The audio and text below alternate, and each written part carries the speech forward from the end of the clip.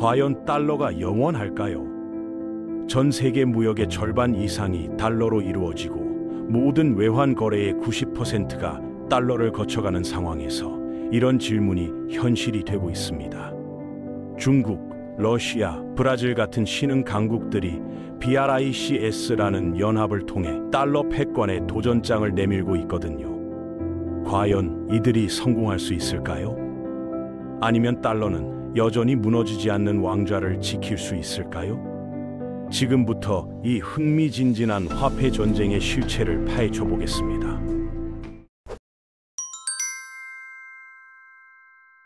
먼저 기축통화가 정확히 무엇인지부터 알아보죠.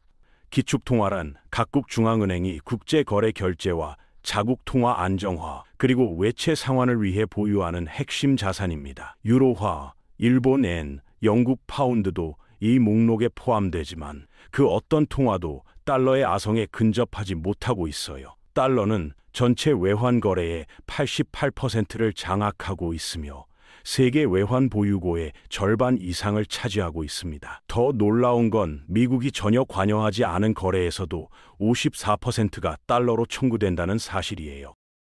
이런 상황을 비유하자면 지구의 금융 시스템이 거대한 생명체라면 달러는 그 속을 흐르는 혈액과 같습니다. 케냐, 나이로비의 작은 상점에서든 태국, 방콕의 은행에서든 베네수엘라, 카라카스의 주유소에서든 누구나 달러를 받아줄 거예요.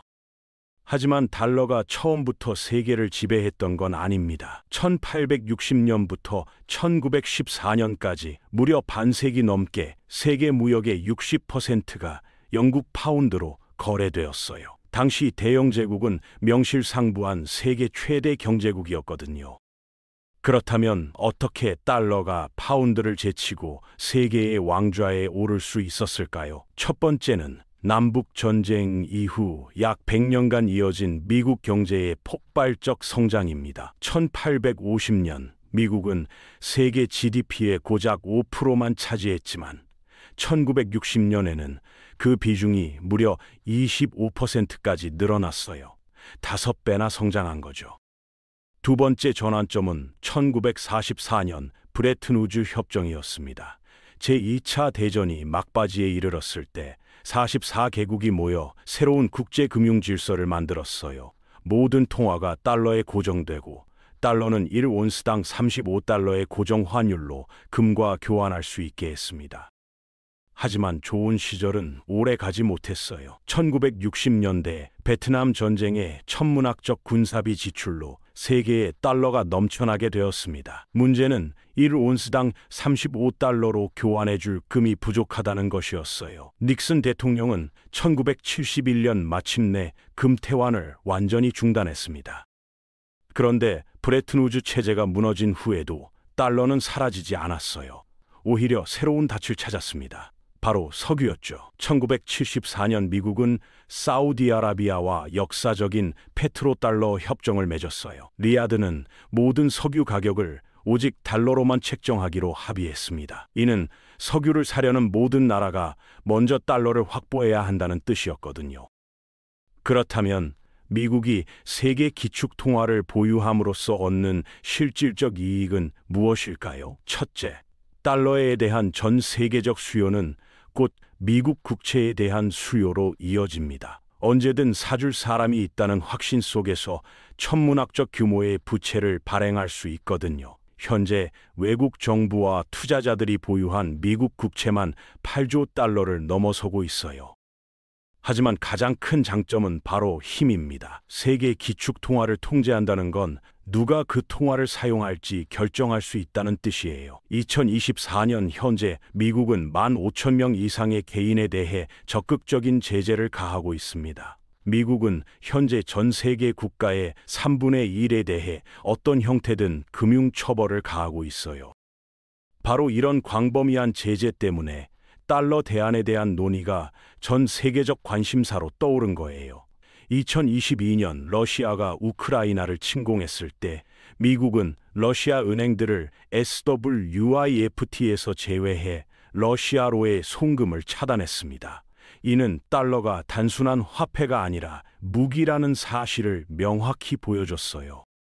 그렇다면 이제 어디로 가야 할까요? 달러 중심 금융 시스템에 대한 좌절감이 커지면서 이를 대체하려는 제안들이 잇따라 나오고 있습니다. 가장 주목받지만 동시에 가장 비현실적인 아이디어는 BRICS 공통통화예요. 브라질의 룰라 대통령이 제안했지만 공통통화는 공동중앙은행, 통일된 통화정책, 그리고 깊은 수준의 거시경제적 일치가 필요합니다. 게다가 BRICS 국가들은 전혀 일치하지 않아요. 중국 제조업체와 러시아 석유 재벌, 인도 농민 모두에게 효과적인 통화 정책을 만든다는 건 거의 불가능에 가깝습니다. 그렇다면 기존의 다른 통화는 어떨까요? 가장 유력한 후보는 중국 위안화입니다. 구매력 기준으로 중국은 현재 세계 최대 경제국이에요. SWIFT 데이터에 따르면 글로벌 무역 금융에서 위안화가 차지하는 비중이 2월에 6.3%를 기록했습니다. 4년도 안 되어 3배 이상 성장한 거죠. 하지만 위안화가 진정한 글로벌 기축 통화가 되기 위해서는 두 가지 큰 장애물에 직면합니다. 첫 번째는 중국의 엄격한 자본 통제예요. 미국 달러의 힘은 규모에만 있는 게 아니라 유동성에도 있습니다. 국경을 넘나들며 쉽게 사고팔고 이동할 수 있거든요. 두 번째 문제는 중국의 경제 및 법률 기관들이 글로벌 시장이 요구하는 투명성을 결여하고 있다는 점입니다. 중국에는 독립적인 중앙은행이 없어요. 중국 인민은행은 인플레이션 목표나 GDP 안정화에 초점을 맞추지 않고 국유기업 지원과 지방정부 구제 같은 모호한 권한들을 처리합니다.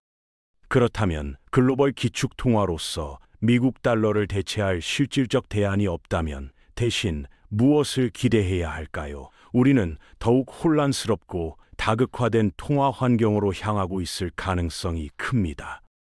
위안화나 루블 같은 국가 통화들이 더 많이 사용되겠지만 달러를 대체할 만큼은 아직 아니에요.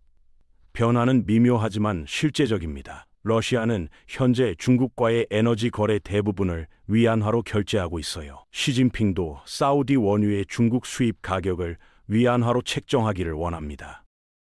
중국은 또한 SWIFT에 대한 자체 대안인 국경 간 은행 결제 시스템을 구축했어요. 이를 통해 중국 내에서 위안화 거래의 직접 청산과 결제가 가능해졌습니다. 중개은행이나 미국 달러가 필요 없죠.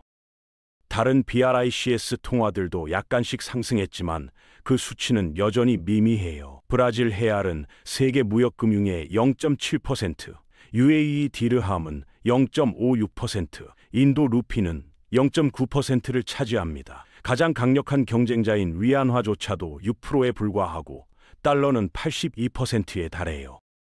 결론은 명확합니다. 미국 달러는 여전히 제도적, 구조적으로 강력한 우위를 점하고 있으며 다른 통화로는 가까운 시일 내에 달러를 대체할 수 없어요. 이는 금융 권력이 서구에서 동구로 이동하는 이야기가 아닙니다. 달러가 우위를 차지하는 느리고 고르지 못한 분열의 이야기예요.